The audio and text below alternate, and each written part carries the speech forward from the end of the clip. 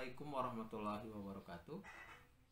Bismillah, alhamdulillah, wassalatu wassalamu ala rasulillah, wa asyhadu an la ilaha illallah wahdahu la syarikalah, wa asyhadu anna muhammadan abduhu wa rasuluhu alladzi la nabiyya ba'da.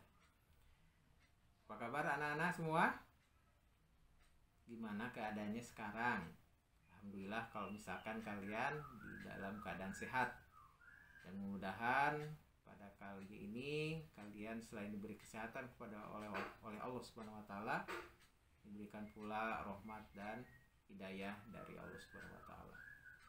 Salawat serta salam senantiasa tercurah pada junjungan kita Nabi Muhammad SAW, kepada para keluarganya, sahabatnya, tabi'in, kepada seluruh umatnya hingga yaumul akhir nanti. Seperti biasa, sebelum kita masuk ke materi, persiapkan dulu alat tulis dan Al-Qur'annya. Nah, sekarang untuk tadarus kali ini adalah kita akan membaca mengenai masa kecilnya Nabi Musa. Tepatnya di surat Al-Qasas, surat ke-28, mulai ayat 7 hingga ayat 13. Sudah ketemu anak-anak? Pada ini tunggu ya. Nah, sudah ya. Sekarang kita mulai membaca Qur'annya dari ayat ke-7 sampai ayat 13. A'udzu billahi minasy syaithanir rajim. Wa auhayna ila ummi Musa an ardi'ih fa idza khifti 'alayhi fa'alqihi fil yammi wa la takhafi wa la tahzani inna radduhu ilayki wa ja'iluhu minal mursalin. فالتقطه آل فرعون ليكون لهم عدوا وحزنا إن فرعون وهامان وجنودهما كانوا خاطئين. وقالت امرأة فرعون قرة عين لي ولك لا تقتلوه عسى أن ينفعنا أو نتخذه ولدا وهم لا يشعرون. وأصحب الفؤاد أم موسى فارغا إن كادت لتبدي به لولا أن ربطنا على قلبها لتكون من المؤمنين. وقالت لأخته قصيه فبصرت به عن جنب وهم لا يشعرون. وحرمنا عليه المراضع من قبل فقالت هل أدلكم على أهل بيت يكفلونه لكم وهم له ناصحون. فرددناه إلى أمه كي تقر عينها ولا تحزن ولتعلم أن وعد الله حق ولكن أكثرهم لا يعلمون. صدق الله العظيم. Alhamdulillah kita sudah membaca ayat suci Al-Quran. Mudah-mudahan setiap bacaan yang kita tadi baca atau kita dengar mendapatkan pahala yang berlimpah dari Allah Subhanahu wa taala. Nah, tadi sebelum membaca, Pak Denu sudah terangkan bahwa ini adalah sedikit cerita mengenai masa kecilnya atau sebelum lahir juga. Di sini ceritakan bagaimana Nabi Musa menjalani kehidupannya. Nah, kita awali kenapa sih sampai diceritakan dalam Al-Quran mengenai masa kecilnya sebelum lahirnya. Kita harus tahu dulu bagaimana keadaan di masa zaman Nabi Musa sebelum lahir. Nah, kalau kalian mendengarkan kajian sebelum ini pas masa kecilnya Nabi Ibrahim, ini sebenarnya hampir sama keadaannya. Bahwasannya Fir'aun mendapatkan mimpi pada saat itu bahwa akan ada seorang anak laki-laki dari Bani Israel yang akan menurunkan dia dari tahtanya. Nah, oleh karena itu pada saat itu Firaun itu mengeluarkan fatwa, mengeluarkan aturan bahwa semua anak laki-laki dari kalangan Bani Israel harus dibunuh atau harus dihilangkan. Nah, ini menjadi salah satu aturan yang menurut Pak Denny ini sangat kejam ya, sampai ditunggu-tunggu orang yang hamil itu. Ini lahirnya anak perempuan atau anak laki-laki. Nah, oleh karena itu ketakutan mulai timbul dari semua wanita hamil dari Bani Israel. Nah, berjalan beberapa kurun waktu, karena kekurangan anak laki-laki ya, makanya aturan dirubah. Karena kan yang mengerjakan infrastruktur lah, pembangunan infrastrukturnya Mesir, yaitu dari budak-budak dari kalangan Bani Israel. Makanya karena kelamaan ada banyak kekurangan, akhirnya dibiarkan 1 tahun boleh melahirkan anak laki-laki, 1 tahun kemudian tidak boleh melahirkan anak laki-laki. Seperti itu berkelanjutan. Nah, ketika bagian Nabi Musa, kelahiran Nabi Musa itu masanya tidak boleh ada anak laki-laki yang lahir. Makanya orang tua pada saat ibunya ketakutan, akhirnya mengasingkan diri untuk bisa melahirkan di luar dari Mesir, di gua-gua di sekitar negeri Mesir. Pada saat itu kebetulan berhasil selamat kelahirannya, namun tetap merasa cemas karena takut diketahui oleh bala tentaranya Nabi Firaun pada saat itu. Maka di sini Allah mengilhami ibu dari Nabi Musa, dalam tadi disebutkan dalam ayat 7, dan kami ilhamkan kepada ibu Musa, susuilah dia Musa, dan apabila engkau khawatir terhadapnya maka hanyutkanlah dia ke sungai.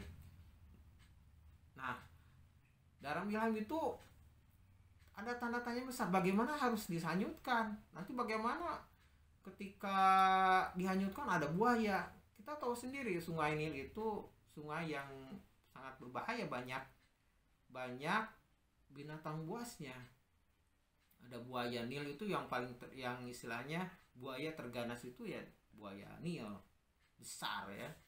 Kekhawatiran, tapi dengan ketawakalan, ketabahan dan kesabaran dari ibunya Musa, akhirnya Musa kecil dihanyutkan ke sungai Nil. Dan atas izin Allah, Nabi Musa ini dihanyutkannya itu bukan kemana-mana, tapi ke tempat pemandian. Akhirnya itu membelok.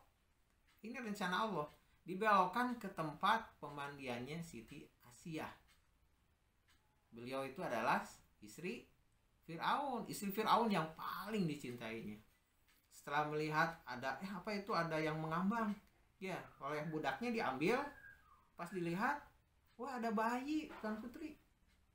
Dilihat, dan ternyata di dalamnya seorang bayi yang sangat menyejukkan mata bagi Asiyah. Nah, pada saat itu Asiyah meminta kepada Firaun agar bisa mengurusnya, mengadopsinya.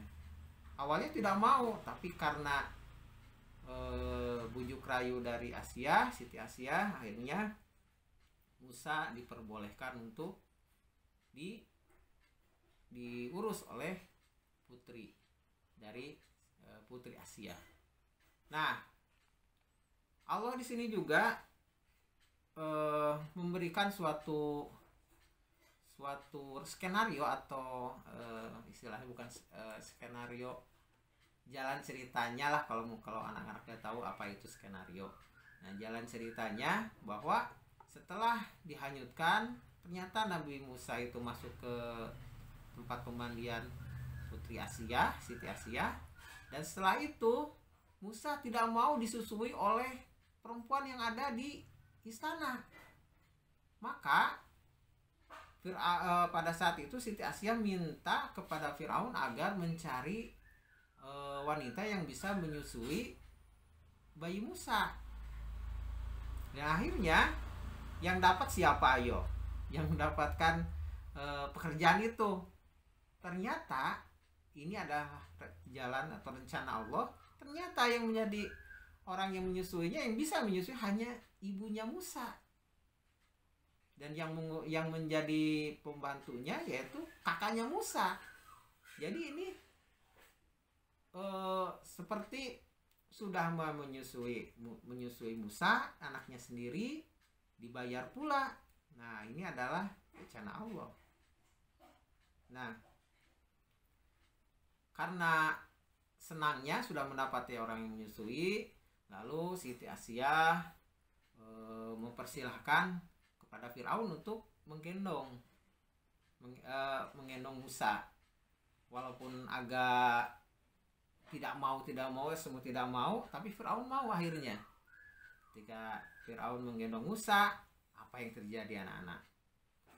Musa kecil pada waktu itu menarik jenggot dari Firaun hingga putus. Sakitnya itu di sini, ya. Nah, udah itu marahlah Firaun dan akhirnya hendak membunuh Musa. Tapi Siti Asia menghalang. Kenapa kamu seperti itu? Dia kan anak kecil. Dia masih kecil, belum tahu mana yang baik, mana yang betul. Nah, udah itu.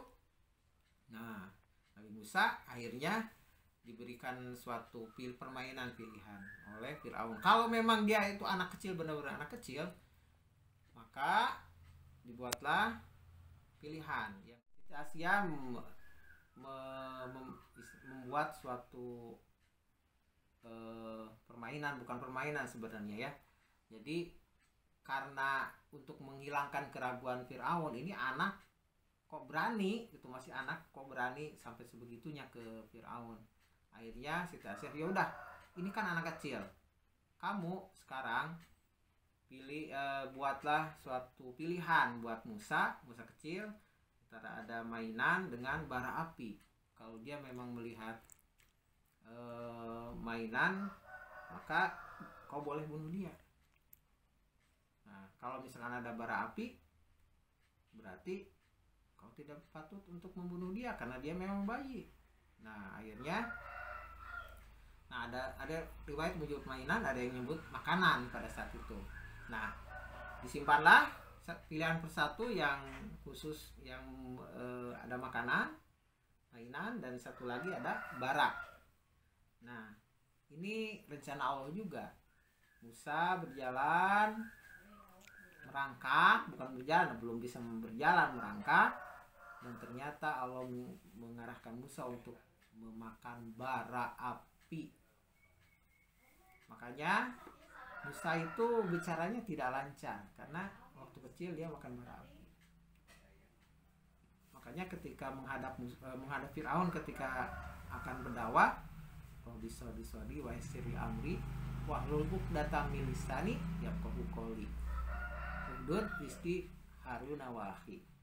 Nah, di situ dijelaskan ternyata Musa memilih bara api.